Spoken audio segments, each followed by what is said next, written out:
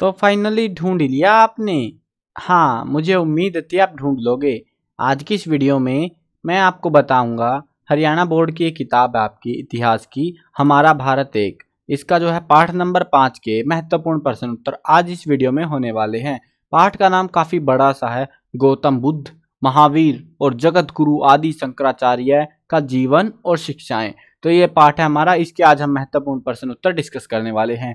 चलो शुरू करते हैं। मैं हूं अजय और आप देख रहे हैं CCL क्लास। हाँ, एक चीज बता देता हूँ, वीडियो के स्टार्टिंग में ही आपको इस कंप्लीट बुक का सॉल्यूशन मिल जाएगा, जिसके अंदर आपको हर एक चैप्टर के नोट्स, अभ्यास के प्रश्न उत्तर, महत्वपूर्ण प्रश्न उत्तर, MCQs, इन सारी चीजों की आपको वीडियोस भी मिल जाएंगी और ये लिखे हुए भी मिल जाएंगे। तो लिंक डिस्क्रिप्शन में है और फर्स्ट कमेंट में, तो आप चेकआउट कर सकते हो। चलो अब शुरू करते हैं प्रश्न उत्तरों को। पहला प्रश्न है, सिद्धार्थ घर छोड़ने के बाद कहाँ पहुंचे एवं किन से शिक्षा प्राप्त की। यहाँ पे दो क्वेश्चन है हमारे पास में। पहला है कि कहाँ पर गए वो, मतलब जब उन्होंने घर त्याग दिया था 29 वर्ष की आयु में, और फिर हमसे पूछ रहे हैं कि उन्होंने शिक्षा किससे ली थी। तो घर छोड़ने के बाद सिद्धार्थ राजगिरिया पहुंचे, वहां पर आचार्य अलार कलार और उद्रक नामक दो विद्वानों के से ज्ञान के संबंध में शिक्षा प्राप्त करी थी, जो कि जिससे बाद में वो खुश नहीं हुए, फिर छोड़ के चले गए थे इनको। लेकिन हमसे पूछा किन से, छोड़ने के बाद किन से शिक्षा ली थी, वो पूछने की यहाँ पे कोशिश है। सो ये आपका उत्तर रहेगा। चलो अगला प्रश्न देखते हैं, किस घटना को धर्म चक्कर परिवर्तन कहा गया है। या ये भी कह सकते हैं, इस क्वेश्चन को ऐसे बना सकते हैं, धर्म चक्कर परिवर्तन क्या है, सीधा सा बोलेंगे इस आगे को, किस घटना को नहीं हटा देंगे और धर्म चक्कर परिवर्तन क्या है, बस ऐसे लिख के भी आपसे क्वेश्चन पूछ सकते हैं। तो क्वेश्चन का सेम उत्तर रहेगा आपका। हुआ क्या था, महात्मा बुद्ध को जब ज्ञान की प्राप्ति हुई तो महात्मा बुद्ध ने सर्वप्रथम बनारस के निकट सारनाथ में, अगर जगह याद नहीं है ना सीधा याद कर लो, सारनाथ में जो है अपना पहला उपदेश दिया। अपने उन 5 साथियों को दिया था जो उसको गया में छोड़कर चले गए थे। इसी घटना को धर्म चक्कर परिवर्तन कहा जाता है। और इसको क्यों कहते हैं हम धर्म चक्कर परिवर्तन, क्योंकि इसके बाद धर्म बदलने शुरू हो गए थे, लोगों ने बौद्ध धर्म ग्रहण करना शुरू कर दिया था। तो ये शुरुआत थी वहां पे धर्म के परिवर्तन की, तो इसीलिए धर्म चक्कर परिवर्तन कहा गया है। तो ये किस घटना को कहा गया है, ये हमसे यहाँ पे पूछा गया है, या फिर क्या है, तो वो भी यही घटना थी जिसको धर्म चक्कर परिवर्तन कहते हैं। चलो अगला प्रश्न है, आदि शंकराचार्य द्वारा रचित प्रमुख साहित्य कौन सा है। देखो ये क्वेश्चन ठीक ठाक सा है, प्रोबेबिलिटी आ जाए ना भी आए, लेकिन वन वर्ड था, अभ्यास वालों में दे रखा था तो मैंने ये भी ऐड कर दिया। तो इसका जो है उत्तर रहेगा आपका ब्रह्मसूत्र। तो प्रोबेबिलिटी वो ऐसी बहुत कम है इसकी, ठीक है। अद्वैतवाद से क्या अभिप्राय है। अद्वैत मत में, द्वैतवाद बोल रहा हूँ, अद्वैत मत में जो है जीव और ब्रह्मा को एक ही माना गया। बस यही है कि जो जीवन है, मतलब जो जिंदा प्राणी है, और जो ब्रह्मा है, भगवान है, जो उनको एक ही चीज है, मतलब जीवन के अंदर ही ब्रह्मा निवास करते हैं, वो उनको माना गया है। महावीर स्वामी को ज्ञान की प्राप्ति कब और कहाँ हुई, काफी इंपॉर्टेंट क्वेश्चन है ये। और ये चीज बता देता हूँ आपको, इस चैप्टर से आपको एक ना एक क्वेश्चन, फाइनल एग्जाम होंगे ना, एक ना एक क्वेश्चन जरूर मिलेगा गारंटीड। तो ध्यान रखना इस चैप्टर, और बड़ा क्वेश्चन मिलेगा, छोटे क्वेश्चन नहीं, बड़ा क्वेश्चन मिलेगा इस चैप्टर से। 3 नंबर का हो सकता है, 5 नंबर का भी आ सकता है। सो ध्यान रखना इस चैप्टर को, थोड़ा अच्छे से प्रिपेयर करना आप। अब ये देखते हैं इसको, ज्ञान की, जो महावीर स्वामी उनको ज्ञान की प्राप्ति कब हुई थी और कहाँ, दो चीजें पूछे, कब हुई थी, कहाँ पर हुई थी।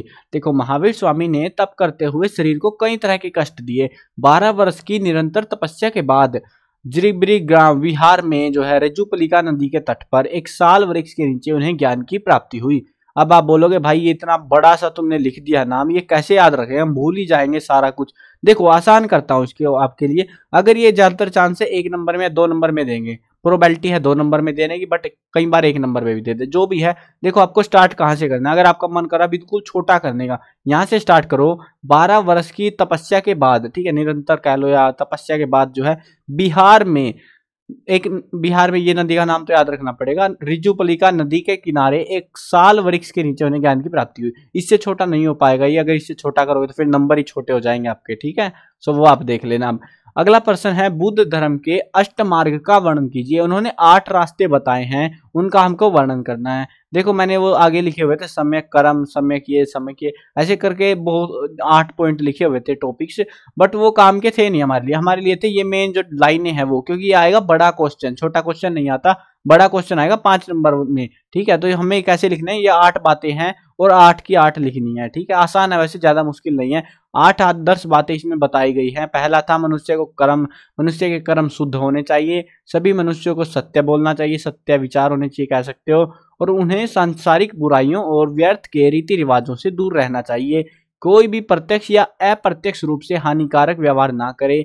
ये जो है ना बुक में एज इट इज दे रखा है आपको, वो उतार लेना एज इट इज नोटबुक में अगर चाहो तो। अगर आपको आगे लिखाना हो ना सम्यक कर्म सम्यक वो चीजें अगर वो याद करनी हो साथ में, तो वो जो है आपको बुक में एज इट इज लिखा हुआ मिलेगा आपको अष्टमार्ग नाम से टाइटल में, तो वहां से भी देख सकते हो वगैरह। उसके अलावा नोट्स में भी मैंने प्रोवाइड करा रखा है ये।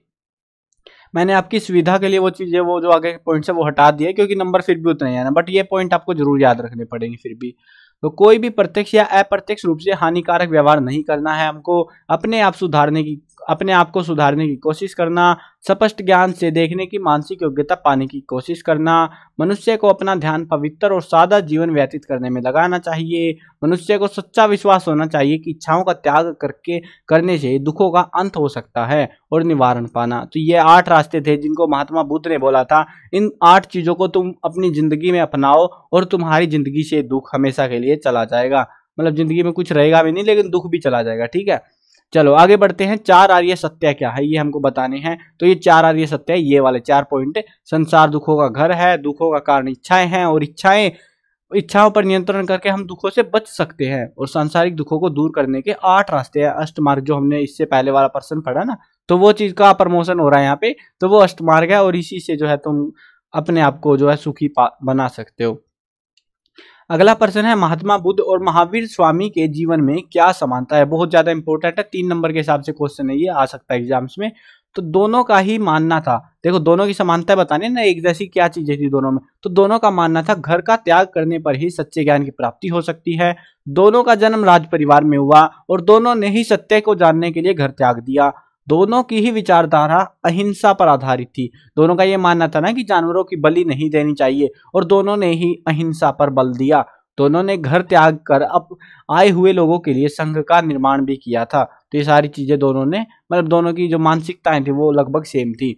अगला प्रश्न है महावीर स्वामी के बताए 5 महाव्रतों का वर्णन कीजिए। 5 नंबर का क्वेश्चन है और ये भी चांस है आ सकता है, बहुत इंपॉर्टेंट है ये भी, तो इसको भी अच्छे से करना है। इसीलिए मैं बता रहा हूँ ये चैप्टर आपको अच्छे से करना है। अच्छे खासे स्कोर ये लेके बैठा हुआ चैप्टर, और इसमें क्वेश्चन है नहीं, बहुत लिमिटेड से क्वेश्चन बन रहे हैं और मतलब 3 4 5 क्वेश्चन होंगे मुश्किल से, वो याद कर लो, उनमें से एक क्वेश्चन मिल जाएगा। तो कितना आसान नंबर लेना है यहाँ पे, तो इस चैप्टर को थोड़ा अच्छे से पढ़ लेना इसीलिए, ठीक है। और बाकी अगर चैप्टर नहीं समझ आ रहा वीडियो देख लेना भाई, सारा चैप्टर बिल्कुल ऐसे याद हो जाएगा आपको मजे में, और कहानी पूरी मस्त सुना रखे मजे में आपको मैंने।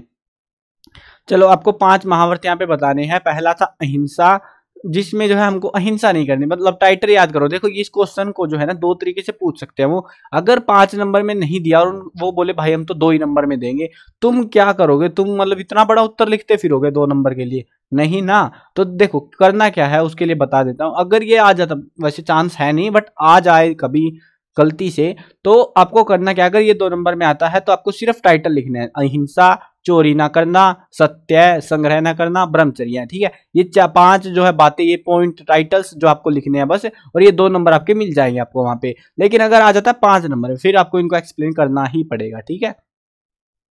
अब अहिंसा में हमको हिंसा नहीं करनी है। अहिंसा प्रत्येक व्यक्ति का परम धर्म है। किसी को भी मन से और तन से हिंसा नहीं करनी है। चोरी ना करना, टाइटल से पता लग रहा है चीजें नहीं चुरानी चाहिए किसी दूसरे की।